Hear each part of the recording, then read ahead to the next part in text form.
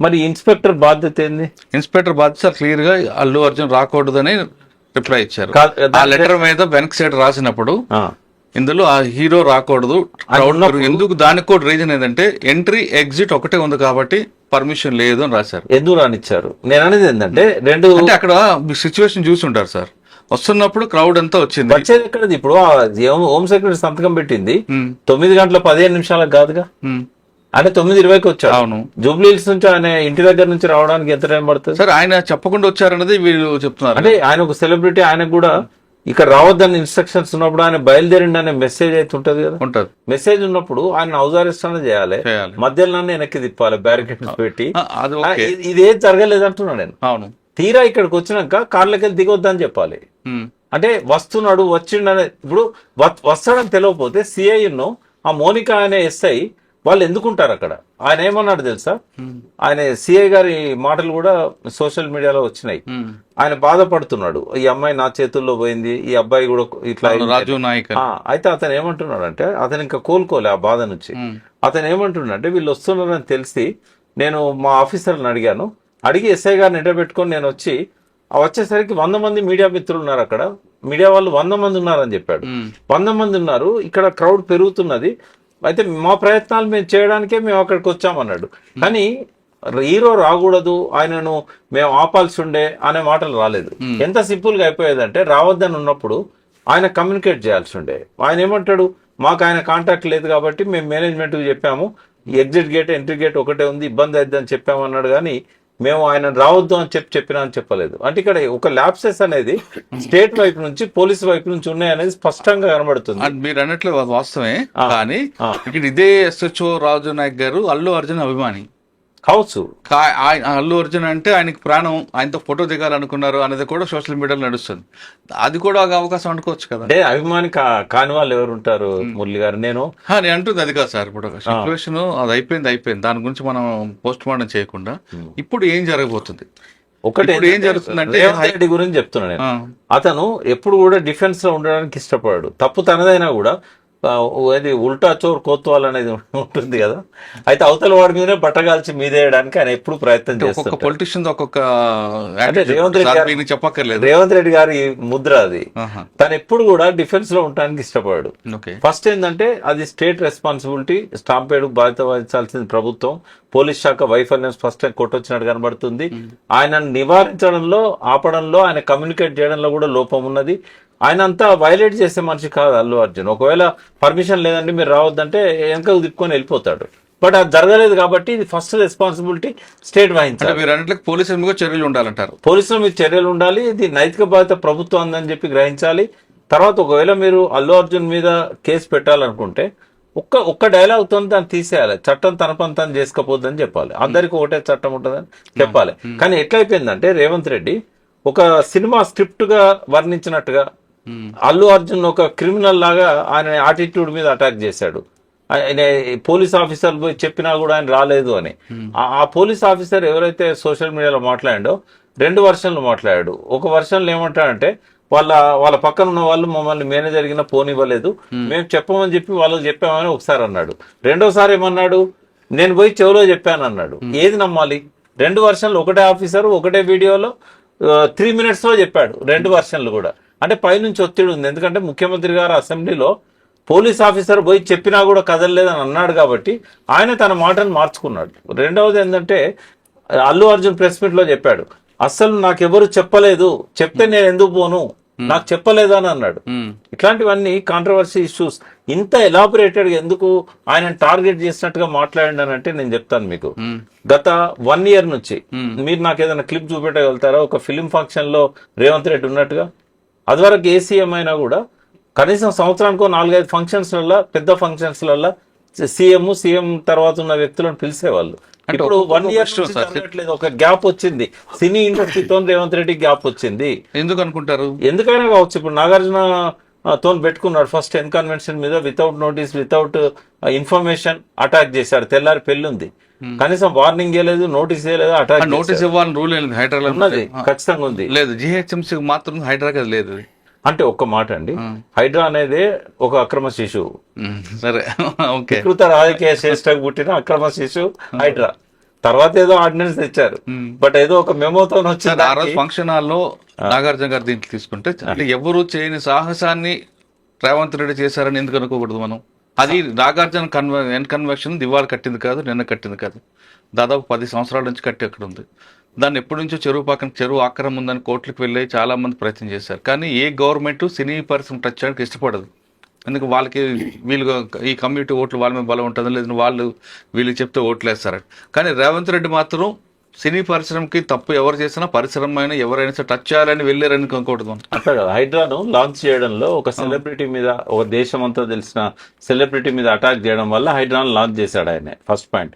Second ఏంటంటే అక్కడ అన్ని తప్పులే. హైడ్రాయి రంగనాథ్ గారు మంచి ఆఫీసర్, నాకు గౌరవం ఉంది. కానీ అక్కడ జరిగిన తప్పులని ఏంటంటే ఫస్ట్ ఆ చెరువును నోటిఫై చేయలే, ఎక్కడ బఫర్ జోనో తెలియదు, ఎక్కడ ఎఫ్టీఏలో తెలియదు. తర్వాత గతంలో ప్రభుత్వం ఒకసారి గోడ గులగొట్టింది, మీకు గుర్తుండాలి, కేటీఆర్ గారు ఉన్నప్పుడు గోడ గులగొట్టిన తర్వాత కోర్టు నుంచి వాళ్ళు స్టే తెచ్చుకున్నారు. అంటే ఇవన్నీ అట్లా ఉండంగా కట్టిన స్ట్రక్చర్స్ ను కూలగొట్టాలన్నప్పుడు ఆ పవర్స్ లేవండి. అది ఒకవేళ గవర్నమెంట్ది ఏదన్నా ఉన్నట్టయితే అంతవరకు కూలగొట్టవచ్చు. ఇలా ఒక 5% గవర్నమెంట్ది ఉంది, ఆ చెరువుది ఉంది, మిగతాది మొత్తం ప్రైవేట్ ఉంది. ఆ చెరువు కూడా గవర్నమెంట్ అంటే నేనేమంటున్నా అంటే రేవంత్ రెడ్డి గారు ఏం చేసినా కూడా దానికి వెనకాల ఒక కారణం ఉంటుంది. మనకు కనబడేది ఒకటి ఉంటుంది, దాని వెనకాల ఒకటి ఉంటుంది. ఇక్కడ నాకెవరు అల్లు అర్జున్ దగ్గర కాదు, రేవంత్ రెడ్డి శత్రువు కాదు. ఇంకా నాకు అల్లు అర్జున్ ఎప్పుడు నేను ఒకటేసారి చూశాను, బట్ రేవంత్ రెడ్డి గారు చాలా సార్లు నాతో పాటు డిబేట్స్ లలో కూర్చున్నారు. ఆయనే ఒక పద్ధతి ప్రకారం పరిపాలన చేస్తే మాలాంటి వాళ్ళం అప్రిషియేట్ చేస్తాం. బట్ ఇక్కడ ఏం జరుగుతున్నదంటే నువ్వు స్టేట్ తప్పుండగా ఆయనను ఒక క్రిమినల్ లాగా అసెంబ్లీలో అంతసేపు ఇప్పుడు వారు లీగల్ పాయింట్స్ చెప్తారు. ఫార్ములా ఈ రేస్ విషయానికి వచ్చినప్పుడు ఏమో కోర్టులో ఉందన్నాడు, ఇక్కడనేమో మాట్లాడారు, వారు సమాధానం చెప్పాలి దానికి. ఈ కోర్టులో ఉన్నప్పుడు ఇంత నొక్కి 20 నిమిషాల సేపు చర్చ చేయాల్సిన అవసరం గానీ, అదే కేసు గ్రావిటీ బట్టి మాట్లాడుంటే బాగుంటది. ఇది జనరల్ గా ఐపీఎస్ లో తీసుకుంటే 304 Part 2 ఇది రావు గారిని అడిగితే మీకు. సార్ ఇప్పుడు మనం దీంతో పాటు ఈ కేసులో సుప్రీంకోర్టుకు వెళ్ళి అల్లు అర్జున్ బెయిల్ రద్దు చేస్తారనేది ఒక రూమర్ నడుస్తుంది. అది సాధ్యమా కాదా అనే విషయం రఘు గారు ఉన్నారు. సార్ నమస్తే సార్. ఇప్పుడు హైకోర్టు ఆల్రెడీ బెయిల్ ఇచ్చింది. ఆ టాపిక్ మీద సీఎం గారు చాలా క్లియర్గా చెప్పారు, అంత ఎమర్జెన్సీ ఏముంది, ఆయనకి ఏవైనా అంత ప్రయారిటీ ఎందుకు ఇచ్చారు, లంచ్ మోషన్ పెట్టి అందులోనే క్వాష్ కోర్టులోనే బెయిల్ తెప్పించుకున్నారు, అర్ధరాత్రి 12 గంటలకు వెళ్ళి జైల్లో తేవాలని ప్రయత్నం చేశారు, జైలు నిబంధనలు ఒప్పుకోలేదు కాబట్టి నెక్స్ట్ డే తీసుకొచ్చారు. ఇంతమంది సినీ పరిశ్రమ వాళ్ళు అందరూ ఇలా ఇంటికి క్యూ కట్టారు, ఆయనకి ఏమైనా కాలిపోయిన రకరకాల ఆయన స్టైల్లో మాట్లాడారు. ఒకవేళ అంత చేసినప్పుడు జనరల్గా ఇటువంటి సిచ్యువేషన్ వచ్చింది అనుకోండి, సెలబ్రిటీ కాబట్టి ఆ కోర్టు వెంటనే జడ్జిమెంట్ ఇచ్చింది, సాధారణ వ్యక్తి కలిగిస్తారంటారా? డెఫినెట్లీ అండి. Before the court everybody same. మీరు అడిగినట్లు ప్రొవిజన్ ఉంది. క్వాష్ పిటిషన్ లో వేసిన కోర్టులో వెంటనే బెయిల్ కూడా దాంట్లో చేసుకోవచ్చు అండి. సెక్షన్ 482 సిఆర్పిసి అండ్ 227 ఆర్టికల్ 227 లో high court is having the supervisory powers, inheritance powers. So High Court feels if it is necessary, High Court can grant the bail. There are so many Supreme Court judgments and as well as this, even Bandi Sanjay case also like that. Second point, మీరు అడిగింది supreme కోర్టుకు వెళ్ళొచ్చు, bail cancel చేయవచ్చు. కొన్ని grounds ఉంటాయి, ఇది సాక్షుల్ని influence చేస్తుండ్రు, లేదు కాంప్లైంట్ థ్రెటన్స్ ఉన్నాయి అనే విషయంలో చేయొచ్చు. సాధారణంగా బెయిల్ అబ్జెక్షన్ చేయాలంటే ఏం చేయాలంటే, బెయిల్ ఇవ్వకుండా కొన్ని రూల్స్ ఉంటాయి. ఈయన పారిపోతాడను, లేదా దేశం నుంచి వెళ్ళిపోతాడను, లేదా సాక్షులు కనుక కంప్లైంట్ ప్రభావితం చేస్తాడని ఇవి ఉంటాయి. ఆల్రెడీ కోర్టు బెయిల్ ఇచ్చింది కాబట్టి ఈ బెయిల్ని రద్దు చేయాలంటే పోలీసులు ఏ విధంగా ఏ గ్రౌండ్స్ లో ముందుకు వెళ్తారు? జనరల్ గా ఎనీ కేసెస్ బెయిల్ రద్దు చేయాలన్నప్పుడు ఎవరైతే బెయిల్ తో బయటకు వచ్చిన అక్యూజ్డ్ ఉంటాడో, బెయిల్ ఎంజాయ్ చేస్తున్నాడో, there must be impose some conditions. ఇక్కడ కండిషన్స్ ఏంటి, మీరు అన్నట్లు దేశం వదిలిపోతారు, కొన్ని రూల్స్ ఉంటాయి. ఆ రూల్స్ ని వయలేట్ చేసినప్పుడు కానీ, తర్వాత ఇన్వెస్టిగేషన్ కి డిస్టర్బ్ చేస్తున్నాడు అని పోలీస్ వారు స్టేట్ ఫీల్ అవుతున్నప్పుడు బెయిల్ క్యాన్సిల్ చేయమని చెప్పేసి పిటిషన్ ఫైల్ చేయొచ్చు. ఓకే, కానీ ఇప్పుడు అల్లు అర్జున్ గారు ఈ కేసులో ఫస్ట్ అల్లు అర్జున్ కి అరెస్ట్ చేశారు, వెంటనే చనిపోయిన రేవతి గారు భర్త ఒక స్టేట్మెంట్ ఇచ్చారు. ఓకే, నేను కేసును విత్డ్రా చేసుకుంటానని. అంటే విత్డ్రా చేసుకోవడం అంత తరం కాకపోయినా ఆయన స్టేట్మెంట్ ఇచ్చారు, నేను టీవీలో చూసి నేను కేసు పెట్టాను, అల్లు అర్జున్ సంబంధం లేదు, ఒకవేళ ఇబ్బంది అయితే నేను కేసు విత్డ్రా చేసుకుంటాను. ఆ గ్రౌండ్ కానీ, లేదా బెయిల్ మీద బయటకు వచ్చిన వ్యక్తి మీడియాతో మాట్లాడకూడదు కోర్టు ఎక్కడ కూడా కండిషన్ లేదు. కానీ ఈయన మీడియాలో మీడియాతో ప్రెస్ మీట్ పెట్టి ఇంకా రేణుబోని ఇంకా నన్ను నా క్యారెక్టర్ని తప్పుపడుతున్నారని లేదా ఏసీపీ గారు తప్పు చెప్పారని ఇటువంటివన్నీ చెప్పడం వల్ల కేసు దర్యాప్తుకి కొంచెం విగుతం కలుగుతుందంటూ ఈ 2 గ్రౌండ్స్ మీద వెళ్ళే అవకాశం ఉంటుందంటారు. డెఫినెట్లీ ఉంటుంది. కానీ ఈ కేసులో నేచర్ ఆఫ్ ద ఫస్ట్ నుంచి అందరూ చూస్తున్నారు. స్టేట్ ఒక advocate, legislature, judiciary and executive 3 wings ఉన్నప్పుడు లెజిస్లేచర్ డ్యూటీ మీకు తెలుసు, చట్టాలు తయారు చేస్తున్నారు. ఏ చట్టంలో కూడా వాళ్ళు ఏమంటారు పక్కన బౌన్సర్స్ కదా, బౌన్సర్స్ ఫాలో కాకూడదు, బౌన్సర్ ప్రొటెక్టివ్ అవ్వకూడదు. అల్లు అర్జున్ ఇస్ నథింగ్, ఆయన క్వశ్చన్ కాదు ఇక్కడ. ఈవెన్ బౌన్సర్స్ పోలీసులు లేకుంటే స్టాంప్ ప్యాడ్ లో అల్లు అర్జున్ ప్రాణం కూడా హాని ఉండేది. గైడ్ లైన్స్ లా లేదు, లెజిస్లేచర్ ఎక్కడ పాస్ చేయలేదు. నువ్వు సినిమాకి పోవద్దు, ఇంట్లో కూర్చో, you should not maintain the bouncers, ఇంట్లో కూర్చో, ఎక్కడ లేదు. ఫస్ట్ పాయింట్ అది. జ్యుడిషియరీ ఏం చేయాల్సి వస్తుంది? అన్ఫార్చునేట్ థింగ్, ఆమె చనిపోయింది రేవతి గారు. అది ఆ కాంపెన్సేట్స్ ఎవరు చేయలేని పని. అది ఎవరు ఎన్ని కోట్లు ఇచ్చినా కాంపెన్సేట్ చేయలేరు. ఒక ఆయన 25 lakhs అంటాడు, ఒక మంత్రి గారు 25 crores అంటాడు. వాళ్ళ పర్సనల్ ఇంట్రెస్ట్, డబ్బులు ఇచ్చినా కాంపెన్సేట్ చేయలేము. అది చాలా బాధపడాల్సిన విషయం. ఇన్సిడెంట్ జరిగిన తర్వాత then entire matter went into the court. Petitioner ఆ మూమెంట్ లో ఆమె భర్త చెప్పినప్పటికి కూడా, ఇది డిసీజ్డ్ భర్త చెప్పినప్పటికి కూడా క్రిమినల్ కేస్ స్టేట్ లెవెల్లోకి వెళ్తుంది, స్టేట్ తీసుకుంటుంది. నేను ఈసారి మర్డర్ చేస్తాను, నెక్స్ట్ కాంప్రమైజ్ కాదంటే స్టేట్ నాట్ అగ్రీ.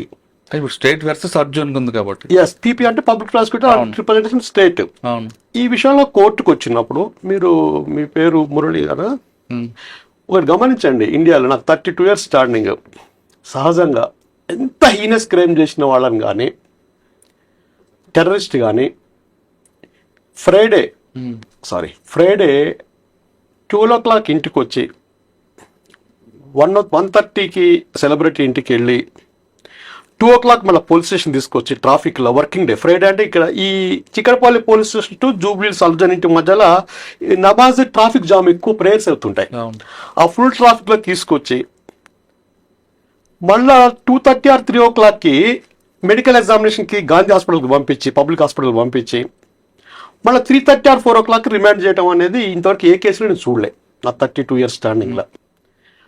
అంటే నేను ఎందుకు చెప్తున్నా నా గురించి అంటే పబ్లిక్లో ఆశ్చర్యం ఉంది. ఇది అంటే సాధారణంగా మీరు అన్నట్లుగా ఒక రిమాండ్ చేయాలంటే తీసుకొచ్చి కూర్చోబెట్టి రిమాండ్ స్టేట్మెంట్ రిపోర్ట్ రాయించి తర్వాత కోర్టు హాస్పిటల్ పంపించి ప్రొసీజర్ తీసుకొస్తారు ప్రొసీజర్. కానీ ఈ టైంలో ఏమవుతుంటే సార్, టైం ఎక్కువ పడుతుంది కాబట్టి అది సెలబ్రిటీ ఎక్కువ క్రౌడ్ వస్తుందని వెంటనే రిమైండర్ రెడీ చేసుకున్నా, రాగానే సంతకం పెట్టి నో సెలబ్రిటీ. మరి సెలబ్రిటీ అన్నప్పుడు నువ్వు సినిమా చూడాలన్న సెలబ్రిటీకి సినిమా ఛాన్స్ ఇవ్వనప్పుడు క్వశ్చన్ సార్. ఇప్పుడు ఆయన తీసుకొచ్చారు, ఆ ఇష్యూ జరిగింది, అల్లు అర్జున్ రాకబట్టే అక్కడ క్రౌడ్ వచ్చింది, వస్తాడనే విషయం ముందు తెలుసు కాబట్టి వచ్చింది, జరిగింది.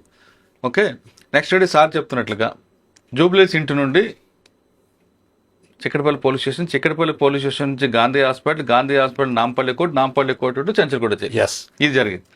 ఈ జరిగిల్లో అల్లు అర్జున్ ఫ్యాన్స్ అందరూ కూడా అదే కాన్వాయ్ ఫాలో అవుతూ ఏమైనా యాక్సిడెంట్ జరిగింది అనుకోండి, జరగకూడదు కూడా జరిగింది అనుకోండి, ఇది బ్యాడ్ ఇన్సిడెంట్, అప్పుడు ఎవరు స్టేట్ రెస్పాన్స్ అవుతుందా? అల్లు అర్జున్ అవుతుంది. Same situation happened in the hall cinema theatre also.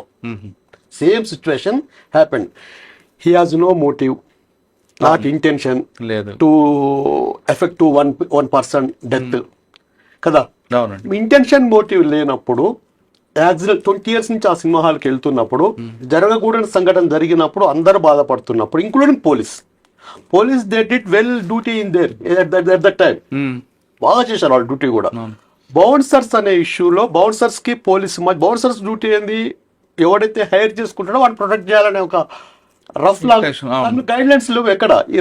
వాళ్ళు పోలీసులు నెట్టడం అనేది ఏమైతే సార్, జనరల్ ఈ గ్రూప్ లో సెలబ్రిటీసే కాదు, even political even Revanth Reddy గారు ఎవరైనా సీఎం వెళ్ళినా కూడా గ్రూప్ లో పబ్లిక్ వచ్చినప్పుడు ఏమైందంటే ప్రొటెక్ట్ చేసే వాళ్ళు కూడా చాలా రకాల డ్యామేజ్ అవుతుంది. బ్యాక్ సైడ్ ఇట్లా నెయిల్స్ గుచ్చుకోవటము, ఫోర్స్ చేస్తాము అన్నీ చేస్తుంటే వాళ్ళ డ్యూటీ కూడా చాలా రిస్క్ ఉంటుంది. ఇది అన్ఫార్చునేట్ థింగ్, ఎవరు ఊహించండి. పూర్తలేని నష్టాన్ని ఆ కుటుంబం అనుభవిస్తుంది. ఇప్పుడు పిల్లోడు అక్కడ ఉన్నాడు. ఈ సిచ్యువేషన్ నుంచి దీన్ని ఎందుకు మీడియా వైజ్ చేసి, పొలిటికల్గా చేసి, అసెంబ్లీలో చేసి, పోలీస్ ఆఫీసర్స్ ప్రెస్ మీట్ పెట్టేసేసి ఒక ఫ్యామిలీని టార్గెట్ చేసిన అనేది స్టేట్ పబ్లిక్ లో ఉన్నది ఇప్పుడు. అవును. కోర్టులో it is law will take its own course in this regard in this case. Number 1 point.